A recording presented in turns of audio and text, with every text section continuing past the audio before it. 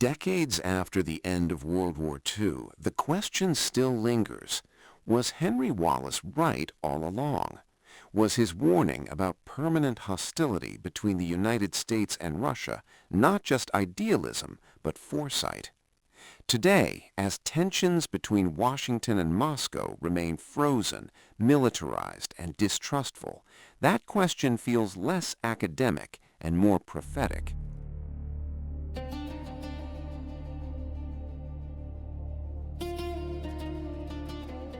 This episode explores that question through history, not theory. It traces the choices made in the 1940s, the structures built during the Cold War, and the reality of post-Cold War relations. The central thesis is simple. Henry A. Wallace correctly anticipated that a policy of confrontation would create enduring structural hostility between the United States and Russia, a condition that would survive generations, ideologies, and even the collapse of the Soviet Union itself. Henry A. Wallace was not a fringe figure. He was Vice President of the United States during World War II, a central figure in the Roosevelt administration, and later Secretary of Commerce. He stood at the heart of American power at the moment the post-war world order was being designed. His foreign policy vision was rooted in cooperation, coexistence, and mutual security rather than rivalry. Wallace believed that the alliance between the United States and the Soviet Union during World War II should not be discarded after victory. He argued that peace required understanding the security fears of other nations rather than exploiting them. He warned that fear-based policy would generate self-reinforcing hostility, not stability.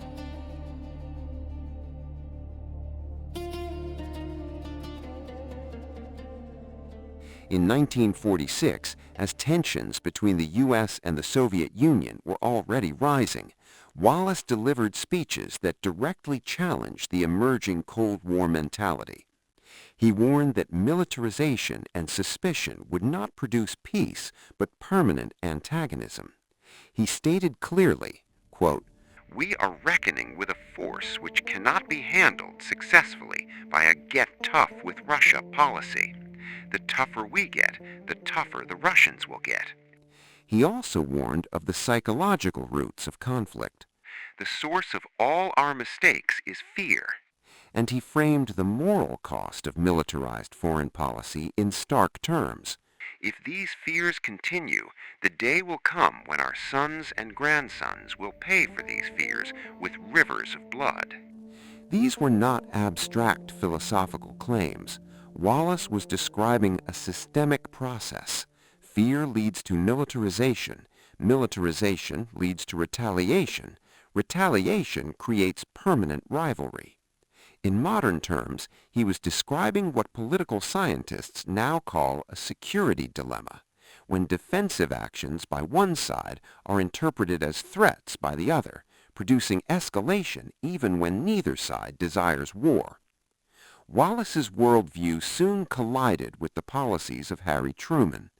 After Roosevelt's death, Truman adopted a fundamentally different strategic framework.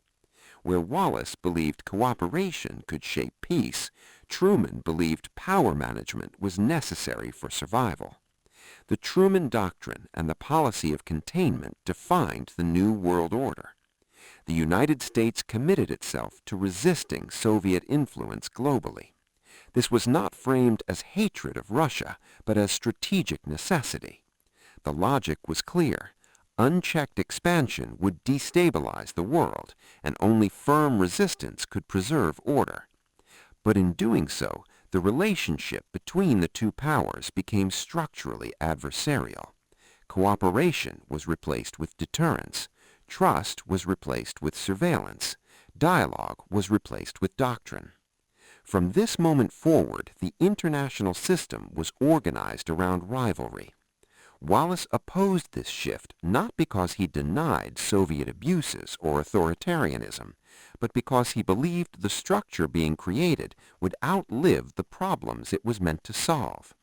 He believed militarized competition would become self-sustaining, independent of ideology, leaders, or circumstances. History would soon test that claim. For more than 40 decades, the Cold War defined global politics. The United States and the Soviet Union did not merely disagree, they organized the world into opposing systems. Military alliances, economic blocs, proxy wars, intelligence networks, nuclear deterrence, and ideological propaganda all reinforced a bipolar structure. Even when direct war was avoided, confrontation was permanent. Korea, Vietnam, Afghanistan, Cuba, Berlin, nuclear crises, arms races, and proxy conflicts became the rhythm of global politics. By the time the Soviet Union collapsed in 1991, the rivalry had shaped institutions, militaries, intelligence agencies, and political cultures on both sides. Yet even after the Cold War ended, the rivalry did not dissolve. This is the critical historical point. The Soviet Union disappeared, but the structure of antagonism remained. Post-Cold War relations between the United States and Russia never transformed into genuine partnership. Instead, they became an unstable mixture of cooperation and distrust. NATO expansion eastward generated deep Russian insecurity. Military doctrines on both sides continued to treat the other as a primary strategic threat. Nuclear deterrence remained central to security planning. Intelligence competition never stopped. Sanctions, counter-sanctions, cyber conflict, diplomatic expulsions, and proxy tensions replaced ideological confrontation, but not structural rivalry. The vocabulary changed. The architecture did not. This is precisely the pattern Wallace predicted. Conflict logic becomes permanent once institutionalized. It no longer requires communism or capitalism. It no longer requires ideological war. It survives as a structure of power, fear, and deterrence. Even in the 21st century, relations remain defined by suspicion rather than trust, deterrence rather than partnership, and strategic competition rather than shared security. Modern leaders openly acknowledge this reality. Russian leadership has repeatedly described the international system as hostile and destabilizing. Western leaders describe relations as adversarial and tense. Strategic dialogues exist not because trust exists, but because mistrust is dangerous in a nuclear world. The relationship is managed, not healed. When viewed through this long historical arc, Wallace's warnings appear less utopian and more analytical. He did not claim the Soviet system was morally good. He did not deny authoritarianism or repression. He did not deny geopolitical competition. What he argued was structural. A world built on permanent rivalry will produce permanent insecurity, and history supports that claim. The Cold War ended. The Soviet Union collapsed. Communism lost global dominance. Leadership changed. Ideologies shifted. But U.S.-Russia hostility endured. The pattern survived the system that created it. So was Wallace right? Not in the sense that his policies were politically feasible in 1945. Not in the sense that cooperation alone could have resolved all conflict. Not in the sense that power politics could simply be wished away. But yes, in a deeper historical sense. He was right that fear-based foreign policy creates long-term structural hostility. He was right that militarization produces self-reinforcing rivalry. He was right that security competition becomes permanent once institutionalized. He was right that future generations would inherit conflicts they did not choose. Wallace saw the architecture before it was built. Truman built the architecture to prevent collapse. The world has lived inside it ever since.